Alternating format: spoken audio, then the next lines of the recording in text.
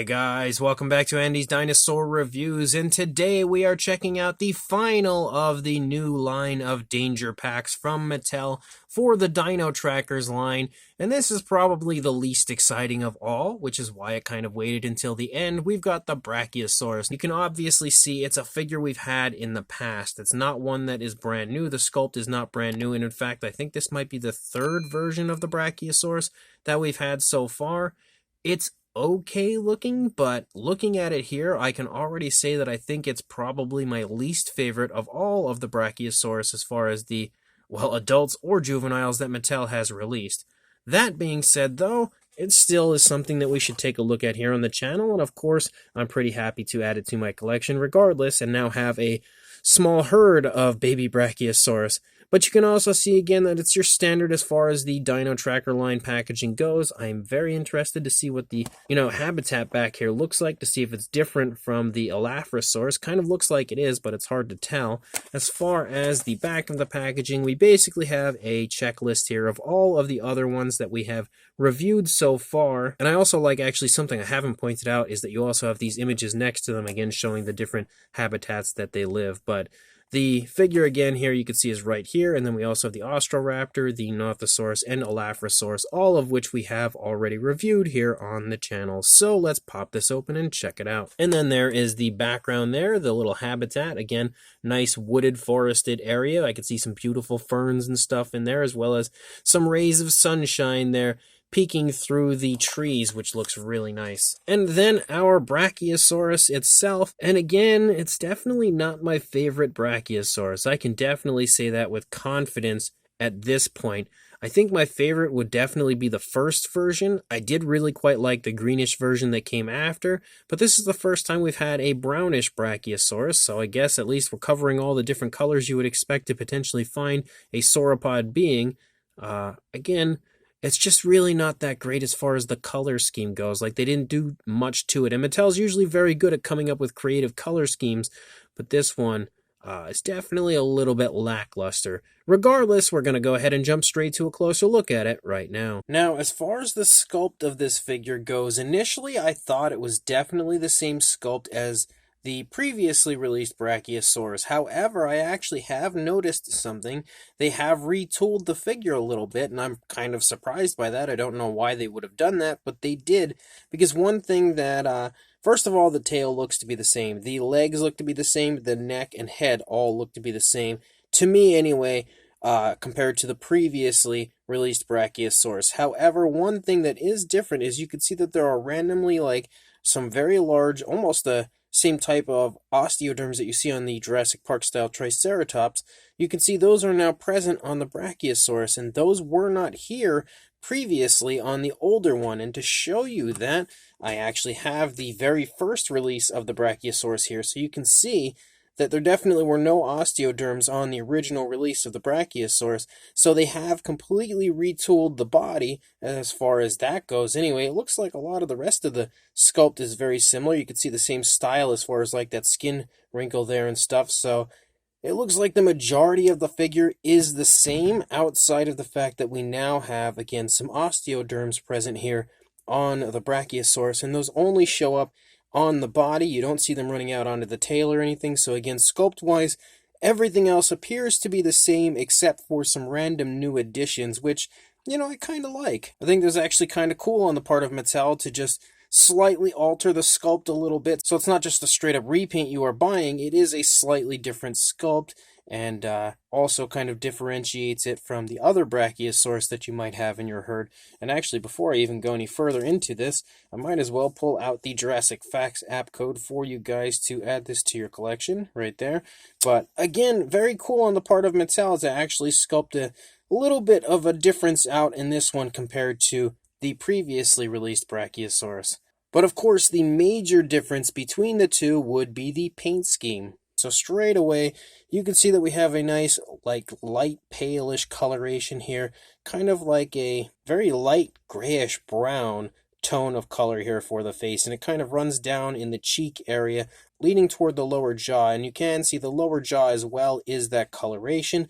We do have a very nice black eye, nothing more than a black, and a nice gloss coat, which I think works really well for the dinosaur and looks good. You can see again the same coloration over here. The eye paint is at least placed pretty nicely, so there's no sloppiness as far as that goes. I think the coloration looks a little smoother over here than it does on this side. There's like a little chip of paint taken out over here on this side. Of course, we have an articulated jaw, if I can get it open, and then the inside of the mouth has a very nice realistic tone of color in there. Really nice gloss coat, like that tongue is shining in there. The teeth also have some pretty nice paintwork to them. You've got that yellowish tone like you've seen on pretty much all of the danger packs. But as you again move through the course of the figure, you basically have a brownish tone. There are some speckles present. You can see kind of like a black speckling throughout pretty much the majority of the figure. It's not super abundant, but well, I mean, I guess it kind of is. It's just not really obvious, but you can definitely see it again as you move through. But as you move down here into the body, you start to pick back up with that lighter tone, and you can see it kind of just splotches and designs here on the side of the Brachiosaurus, not up here on the top, and that's it. Like, as far as coloration goes, that's all you get on this Brachiosaurus. As you move out into the tail, you can see there are no alternate tones of color present. There's no alternate tones of color here on the underside to the figure, no painted nails, pretty much nothing else that color-wise is a new addition to the figure, because you basically just have the brownish tone, that light tone, the speckling, and then the black eye paint and the coloration on the inside of the mouth, and that's really about it. So probably one of the least appealing Brachiosaurus, as far as these baby Brachiosaurus figures go, that we've had so far. Definitely the least appealing figure, in my opinion anyway, of the Dino Trackers line so far as well, because it's just, again, nothing exciting as far as the sculpt goes, because we've already had it. If it was a really cool looking paint scheme, it could have made it pretty exciting, but since the paint is just super lackluster, it's really not that great of a Brachiosaurus as a whole. Articulation-wise, the figure is exactly the same as the previous Brachiosaurus. You can again see we've got the articulated jaw, we have the neck and the ability to move it down, as well as up, and that's it. It doesn't move side to side, it doesn't swivel, anything like that. You also have the leg articulation forward and back.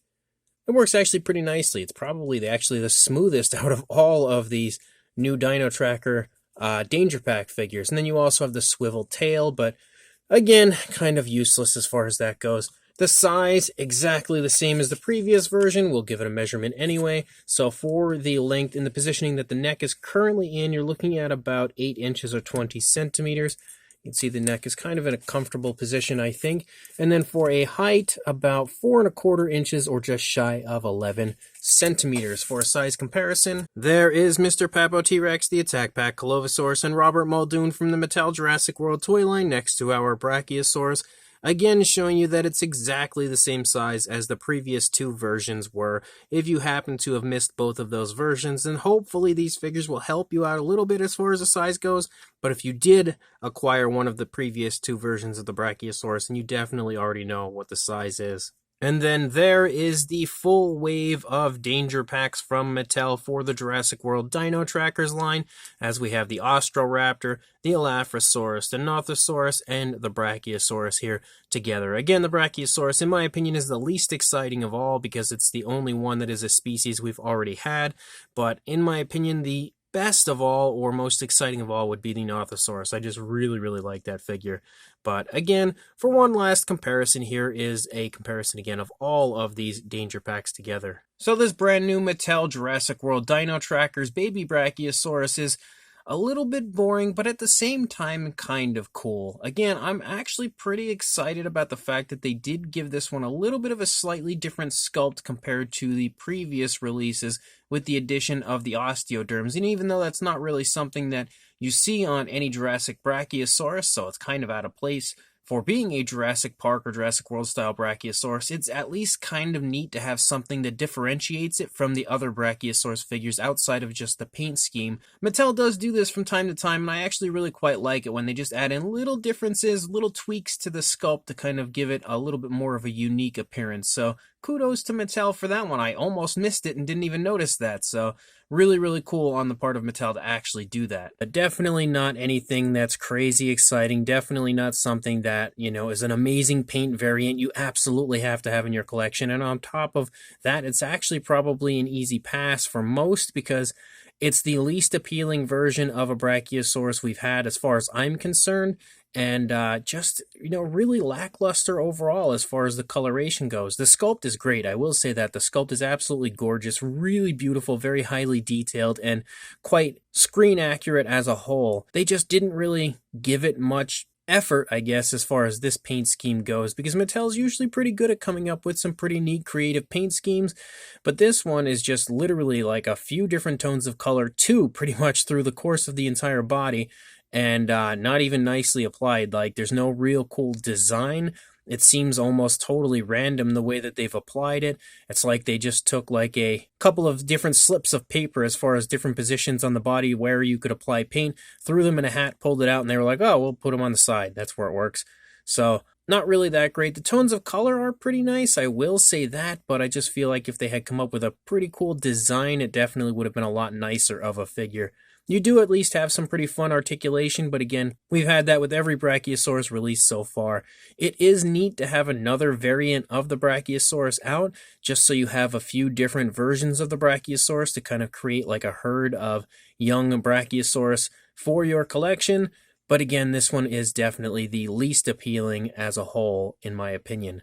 But if you are interested in picking this up or any of the other Danger packs, again, check your local Rite Aid if you happen to have one. If you do not, then hopefully they'll begin showing up at some point very soon in Walmart and Target. So again, if you do find it and you are interested, it's worth a buy, I guess, if you want to just kind of expand your Brachiosaurus collection. But if you happen to have any of the other Brachiosaurus already, then maybe this one is worth passing up on. Regardless, make sure you guys let me know in the comment section what you think of this, and make sure you also like and subscribe, and I will see you in the next video. Thanks for watching.